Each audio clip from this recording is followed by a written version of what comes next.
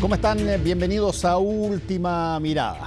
Bueno, tenemos una nota sobre todavía las repercusiones de toda esta situación que ha significado estas invitaciones a distintos personeros de gobierno por parte de una persona que tiene estatus de lobista, Pablo Salaquet, y estas comidas y estos encuentros todavía siguen dando una serie de materia informativa y queremos actualizar lo que hemos visto hasta ahora en esta nota que vamos a dar en un poquito más.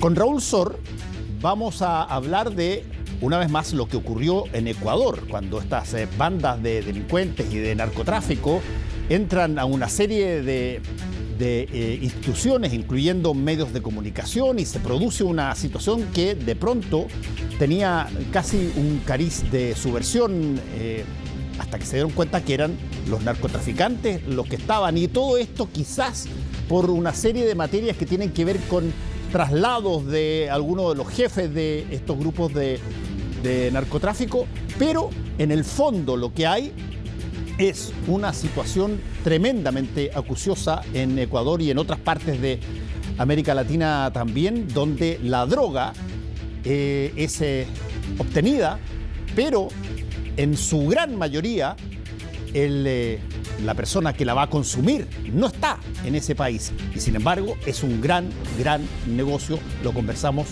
con Raúl Sor. Y en la entrevista principal vamos a hablar con la ministra de Ciencias, Aysén Echeverry. Muchas gracias por estar con nosotros nuevamente aquí, ministra. Muchas gracias, Fernando, por la invitación. Encantado.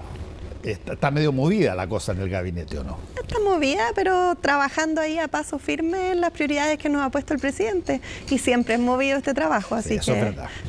Ahora, partamos por lo que no digo que sea sorprendente, pero por lo bueno en una serie de análisis y una serie de materias y cuadros y recuadros que se han hecho hace muy poquito en torno a la penetración de la inteligencia artificial en varios países de América Latina.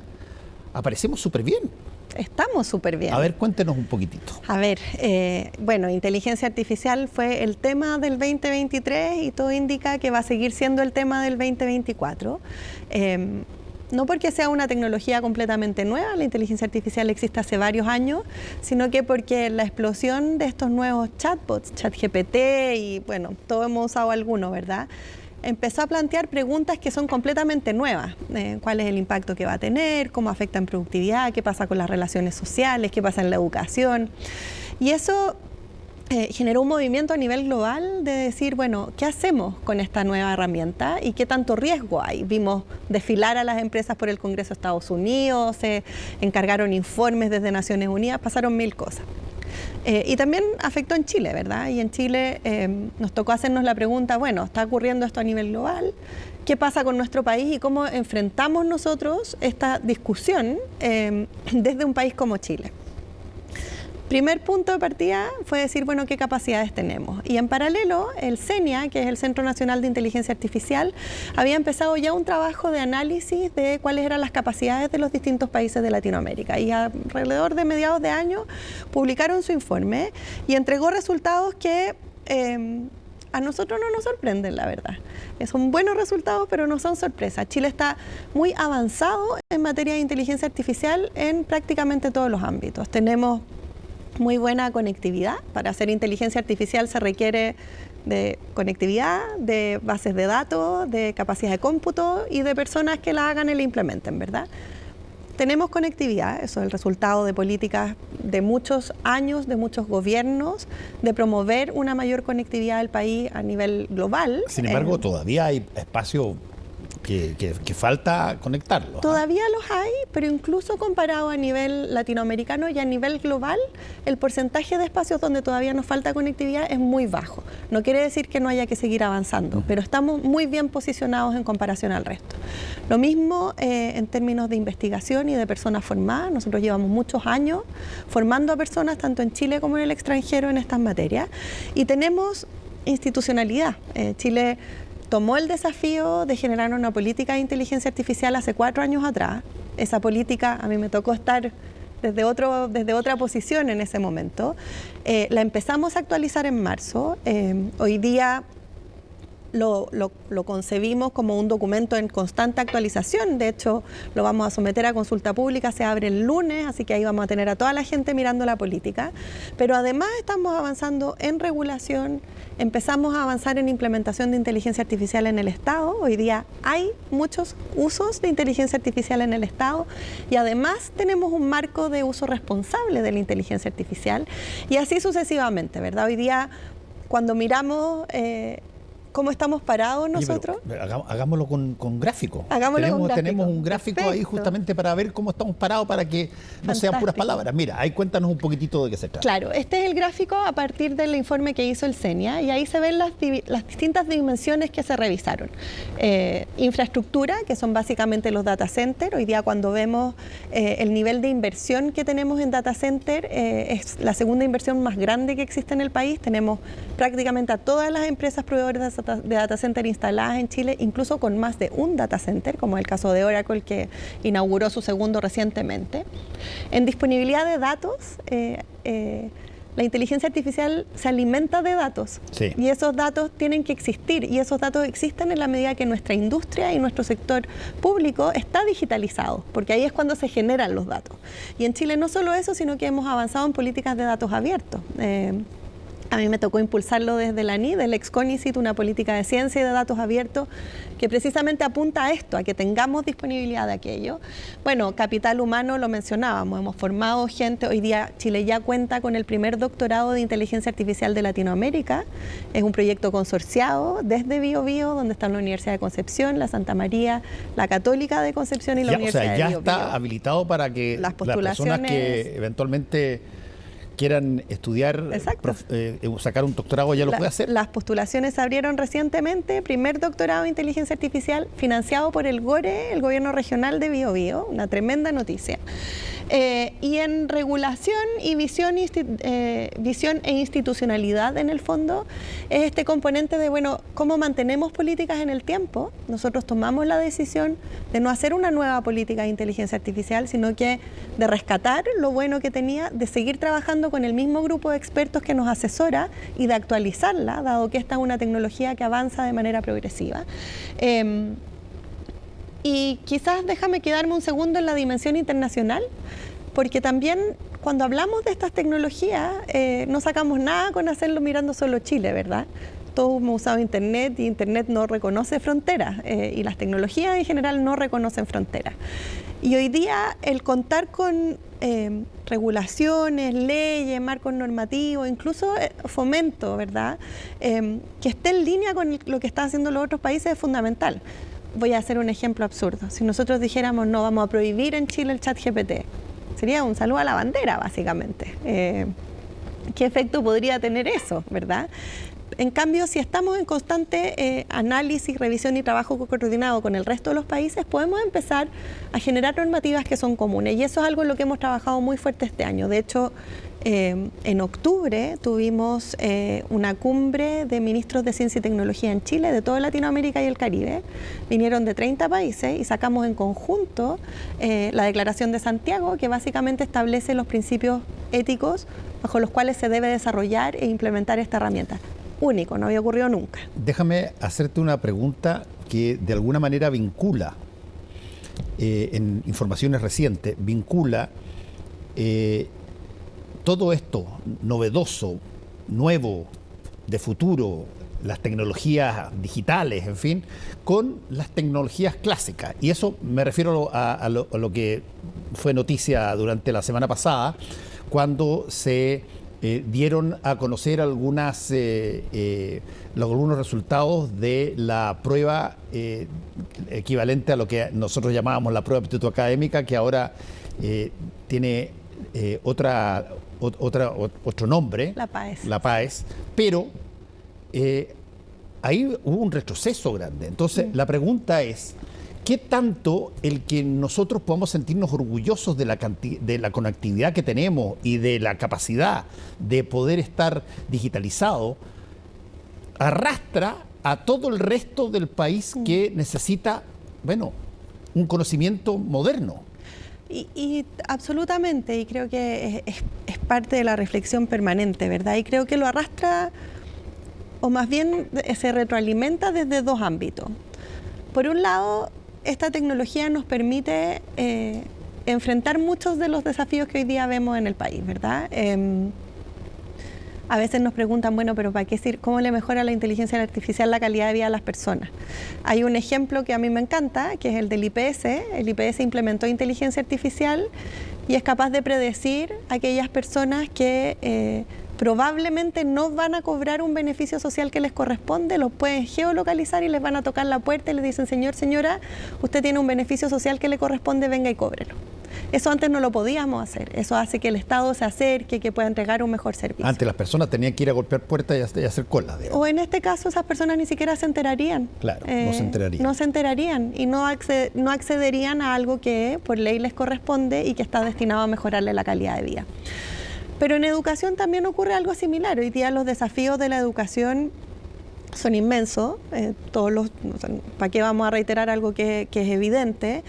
Son multifactoriales. La pandemia tuvo un impacto, la incorporación de nuevas tecnologías ha tenido un impacto.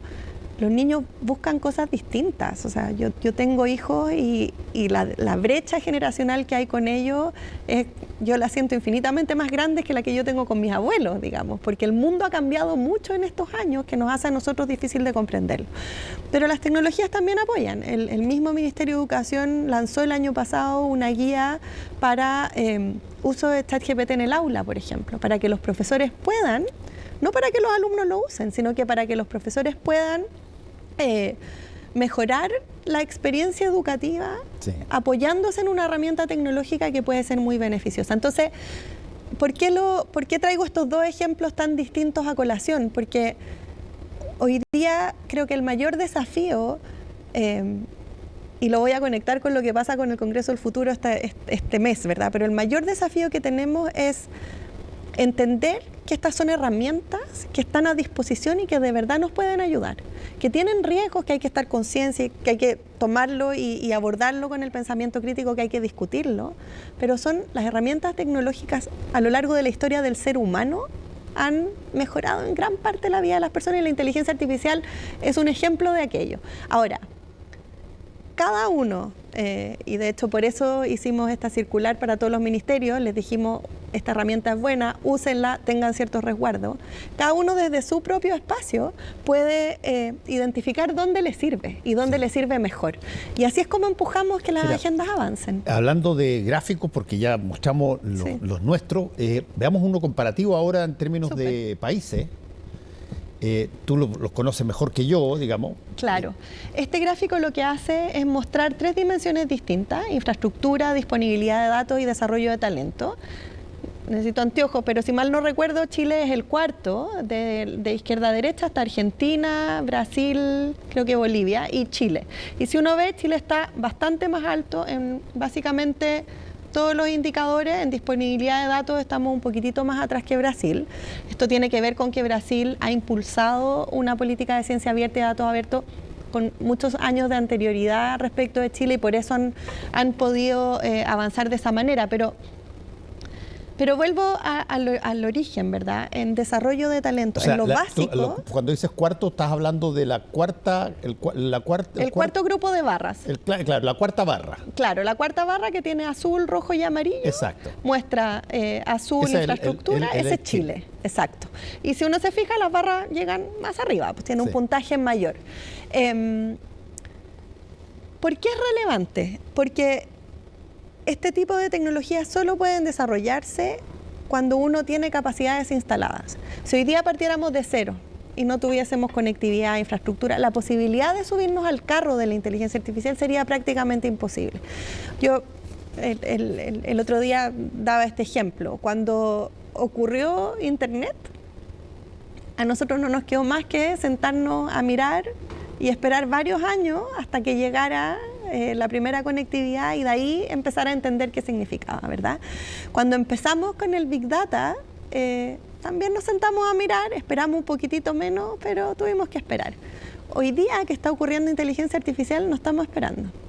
estamos avanzando en regulación, en infraestructura, en formación de talento a una velocidad similar que lo están haciendo los países más desarrollados. Y eso no es resultado del azar, eso es el resultado de algo que aparecía en el primer gráfico, que es que aquí se han llevado adelante políticas institucionales a través de muchos gobiernos con una visión de futuro que hoy día nos permite decir estamos en buena posición y tenemos que aprovecharlo. Eso, convengamos una cosa, que cuando parte esto, yo me acuerdo de haber estado en Estados Unidos y empiezan a hablar unas personas que un profesor trajo y empiezan a hablar en la sala sobre Internet y esta cosa que iba a venir y qué sé yo, que no se llamaba Internet todavía, pero tenía nombre. Mira, la mitad de la sala se murió de la risa. El profesor no creía de muchas de estas cosas. Lo mismo pasó cuando Ted Turner anuncia que va a hacer un canal de 24 horas de noticias que se va a llamar CNN. Mira, los profesores míos en Estados Unidos se reían a carcajadas. ¿Qué esta cuestión no tiene? ¿Qué sentido tiene la lógica? Bien, no nos ha ido tan mal. Pero lo que te pregunto es, a ver, ¿qué se necesita para...?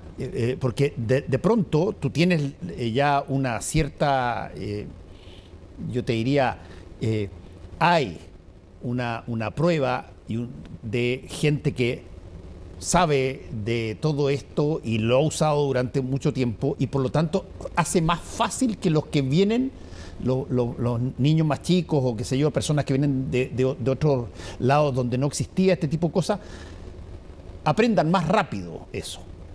¿Cómo se puede influenciar eso? Te lo digo esto porque yo vengo pontificando hace mucho tiempo, lo conversamos la última vez, sobre la lógica de la alfabetización digital. Sí. Nosotros vamos a sacar un programa especial sobre eso dentro de poco tiempo, pero básicamente lo que antes era obvio y que todo el mundo lo consideraba total y absolutamente básico, enseña a leer porque gran parte del conocimiento se estructura a través de lectura. Bueno, resulta que hoy día tú tienes la posibilidad la obligación, creo yo, de generar personas con conocimiento digital y aptos para poder entender el alfabeto digital y cómo funciona eso, porque está en todas partes y va a estar cada vez más en todas partes. Así es, y quiero agregar otra dimensión, porque no solo es entregar herramientas para saber programar, en algún minuto estábamos con que hay que saber programar, sí, ese es el lenguaje, sino que hay que entregar herramientas que permitan comprender la tecnología en su complejidad. ¿Por qué lo menciono? Porque estas tecnologías son tan disruptivas que sí, programar es un buen punto de partida. Alfabetización digital en el sentido tradicional es algo que se requiere. Hoy día talento digital ha capacitado, me dieron la cifra hoy día, la voy a decir mal probablemente, pero a miles de personas. El pacto fiscal que está impulsando el ministro Marcel contempla herramientas de capacitación de otros tantos miles de personas en habilidades digitales. El CENSE lo hace permanentemente. O sea, las mismas compañías disponibilizan herramientas de alfabetización digital bien poderosas. Las empresas están trabajando, exacto, en eso mucho. Se necesita, y eso es un esfuerzo sostenido del gobierno que estamos profundizando y que es una prioridad sin lugar a dudas. Pero hay otro elemento, que es el elemento a propósito de lo disruptiva que es esta tecnología, que es la del pensamiento crítico, que no es necesariamente alfabetización digital, sino que tiene que ver con cómo nos enfrentamos a tecnologías que hoy día están presentes en todos los espacios. Voy a hacer un ejemplo súper burdo, pero muchas veces con ChatGPT y el desafío que se generan en las salas de clases, por ejemplo, entrega respuestas que parecen muy razonables. Y a veces nos olvidamos, o muchas personas no saben, que la inteligencia artificial, dicen, alucina, ¿verdad? Inventa cosas. ¿Cómo sé yo que es un invento? ¿Cómo sé yo que lo que me está entregando es correcto? Bueno, con herramientas bien tradicionales.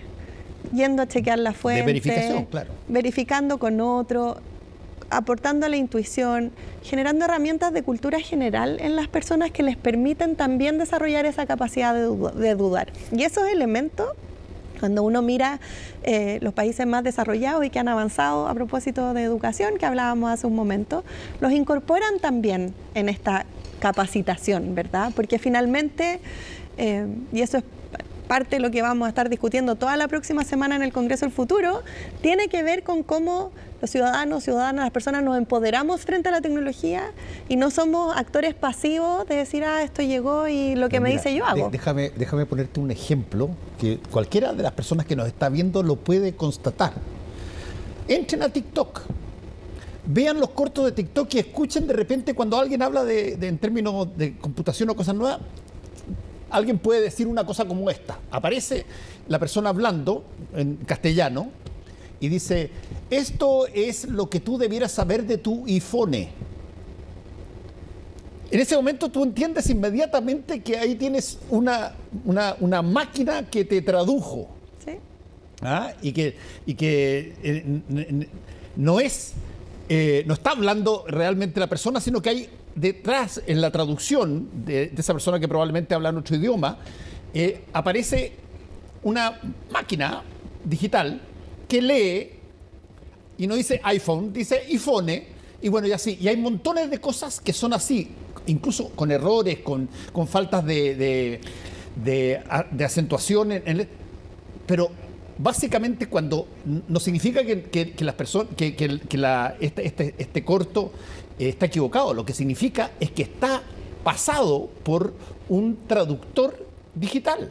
Absolutamente. Y lo que sí hay que decirle a quienes lo hacen, tómense la molestia de chequearlo, como tú estás diciendo, verifícalo un poquitito, hazle un repaso, a ver si es que te suena parecido. Y esa es la versión como positiva, básica, ¿verdad? Sí, claro. Porque también sabemos que estas mismas herramientas pueden utilizarse para desinformar. Obvio. O para generar estos famosos deepfakes que básicamente se ven como absolutamente reales, con la voz de la persona, con el movimiento de la boca de la persona, pero no es la persona diciendo algo. Y eso supone también tener herramientas sociales para poder abordarlo, ya no porque necesitemos avanzar solo en productividad y en crecimiento económico, sino que porque también la salud de nuestra democracia y de nuestras relaciones sociales puede verse impactada si es que no somos conscientes, si es que no estamos todos quienes desarrollamos, implementamos, utilizamos inteligencia artificial, tenemos conciencia de que no es un oráculo, de que no es magia, sino que es una herramienta creada por personas, utilizada por personas y que por lo tanto tiene todas las fallas y los vicios que tenemos las personas, digamos. Sí. No, eso es cierto. Y además es bien interesante porque uno aprende a darse cuenta cuando algo probablemente es algo que tú recibes de una fuente adecuada y qué sé yo, y cuando tú lo que recibes básicamente son o traducciones o mezclas de cosas, porque se cometen errores en la inteligencia artificial, no son de esas cosas perfectas y esos errores te dan una lucecita de que hay que prestar un poquitito más de atención. Absolutamente, y también en el uso más cotidiano. Hay unos estudios que se han hecho, en Chile todavía no tenemos ninguno, en Estados Unidos se hizo un par respecto de la productividad que tenía en ciertas tareas de la industria, la incorporación de herramientas de inteligencia artificial para quienes hacían esas tareas, análisis masivos de datos, por ejemplo. Y los estudios son bien fascinantes porque muestran que en un primer momento el trabajador menos productivo alcanza casi la misma productividad que el más productivo por la incorporación de herramientas de inteligencia artificial. Pero luego transcurre un poco de tiempo y la productividad de los dos baja, incluso del productivo. Y la razón por la que baja es porque dejan de chequear y empiezan a confiar y se acostumbran a una herramienta y por lo tanto aumentan los errores y con ello, por supuesto, baja la productividad. ¿Por qué lo menciono? Porque cuando incorporamos inteligencia artificial ya no se trata solamente del lenguaje de programación para que la máquina haga algo, sino que el efecto que tiene y el impacto es mucho mayor y por eso la capacitación y la formación y la reflexión en torno a eso tiene que ser mucho mayor. Sí, no, y la otra cosa que es importantísimo que se diga, esto no es magia. No es magia. No es magia, esto es lo voy a poner en términos medio brutos, pero estos son máquinas, para ponerlos en términos, qué sé yo, son artefactos digitales que funcionan sobre la base de del procesamiento de los lenguajes y de las palabras de acuerdo a lo que está metido dentro de esa máquina, pero no en magia. Y a reglas que le dan los seres humanos respecto de cómo analizar esos datos y qué hacer con ellos. No es magia, son personas, son datos, son máquinas. Bueno, pero estamos entonces, para cerrar el círculo, estamos en una senda promisoria desde el punto de vista de nuestro territorio y el continente. Tenemos buenas capacidades, tenemos voluntad política, el presidente lo ha mencionado y es parte de las prioridades que tenemos, sobre todo en la agenda internacional a propósito de la gobernanza y de la ética de la inteligencia artificial, y tenemos un sector privado con el que estamos trabajando muy de cerca, que está completamente comprometido en avanzar con Chile, tanto la industria nacional como la industria extranjera, en que Chile siga siendo un polo de desarrollo digital, que lo ha sido por muchos años, pero ahora de la mano de la inteligencia artificial. Yo quiero igual advertirle a todos los que nos están mirando que si es que el día de mañana alguien los estafa en una cosa de inteligencia artificial, o ustedes saben de algo que pasó, que eventualmente está asociado a un mal uso de la inteligencia artificial, eso eventualmente va a pasar. Porque la delincuencia es una actividad humana que abarca prácticamente todos los sectores, los que conocemos y los que estamos por conocer también. Pero el conocimiento de las herramientas que tenemos en términos digitales hoy día son tan necesarias por la cantidad de datos que nosotros manejamos y se manejan, que es imperativo introducir esta variable como algo que debiera ser aprendida desde la infancia, tal cual como lo hicimos con el alfabeto. Así es, y tenemos que regularlo. Sí, tenemos que regularlo. Ya partimos con una regulación para el sector público. Hoy día el sector público tiene reglas claras respecto de cómo usar inteligencia artificial. Ese uso responsable supone transparencia, informar que hay una herramienta de inteligencia artificial detrás de la respuesta que se está dando, asegurar que no haya discriminación en su uso, porque finalmente son datos y la posibilidad de que exista discriminación es real, entregar transparencia, en fin, una serie de cosas. Y ahora estamos avanzando en un proyecto de ley que esperamos esté pronto. No es fácil regular estas materias, los países están todos experimentando y viendo cuál es el mejor formato. Nosotros estamos en esa conversación para también tener una regulación que nos permita aprovechar lo bueno y resguardar de los riesgos. Bueno, ministra, yo tengo que presentar ahora una nota que a usted le va a sonar un poco delicada, porque es la nota que tiene que ver con la llegada de varios ministros a la mesa de Pablo Salaquet. Usted me dijo, que yo le pregunté, que no lo había invitado, pero esa es otra cosa que es interesante de seguir, porque ahí tenemos una herramienta para poder utilizar. Y yo me imagino usted como ministra de una cosa tan trascendental como el medio ambiente, es susceptible que alguien diga, oiga, quiero reunirme con usted. En ese caso, ¿cómo lo aborda? A ver, yo creo que todos los ministros que participaron de esas reuniones se han referido al caso. Sí. En muchos casos, si es que no en todos, se trató de conversaciones generales, donde la idea era plantear posiciones abstractas desde el gobierno y en una conversación con distintos actores, ¿verdad?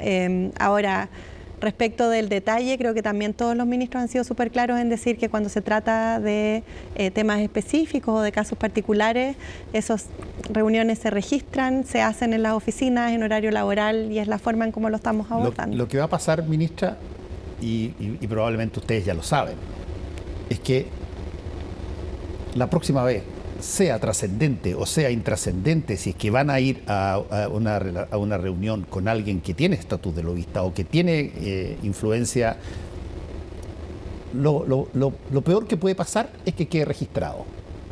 Ya. ¿Y qué de malo tiene eso? Nada, queda registrado nomás, es que estuvimos en tal cosa.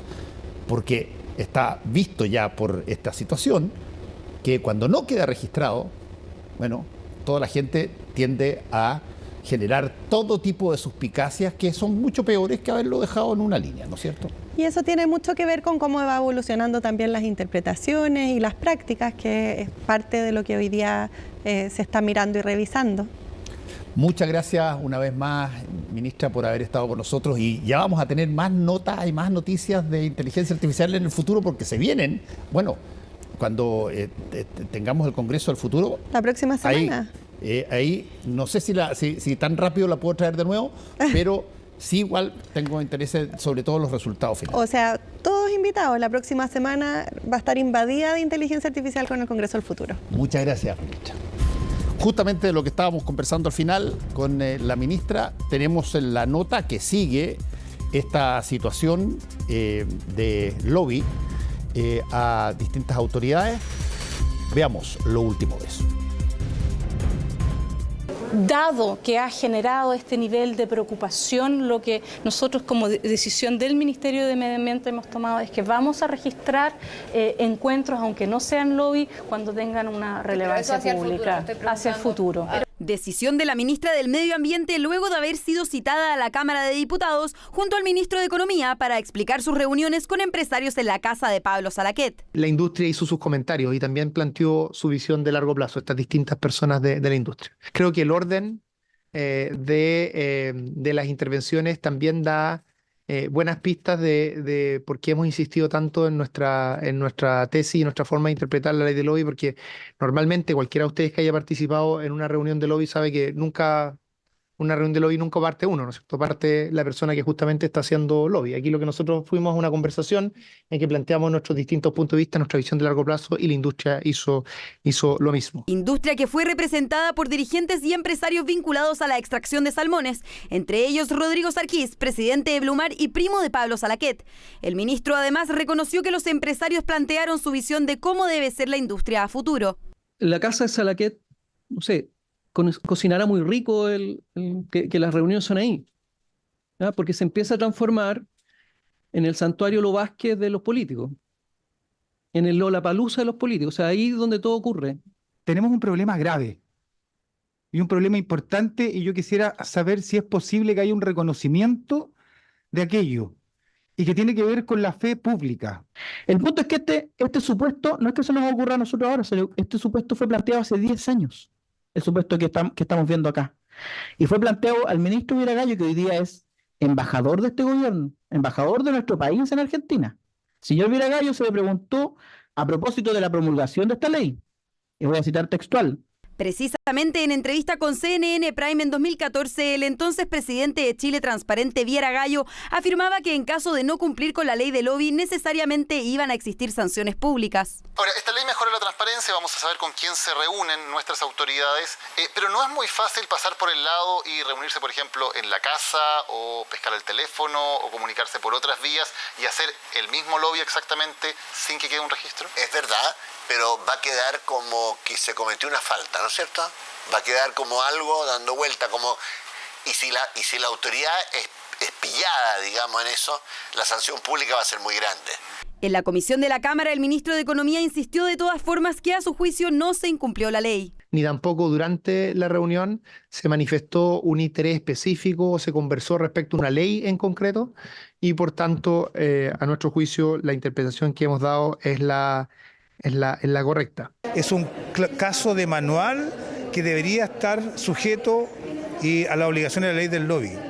Es difícil encontrar un caso más típico de aplicación de la ley del lobby.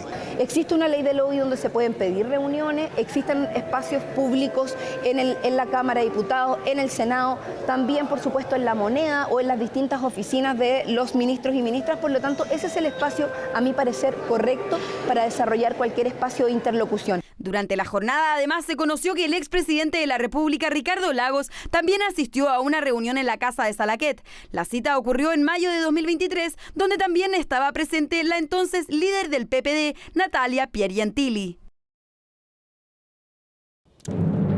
Hacemos una pequeña pausa y volvemos con el análisis internacional de Raúl Sor, que vuelve a contarnos un poco más de lo que pasó en Ecuador. Remeció esa situación tremendamente furiosa, violenta, delincuencial por parte de un grupo, lo sabe todo Raúl Sor y nos va a contar de él.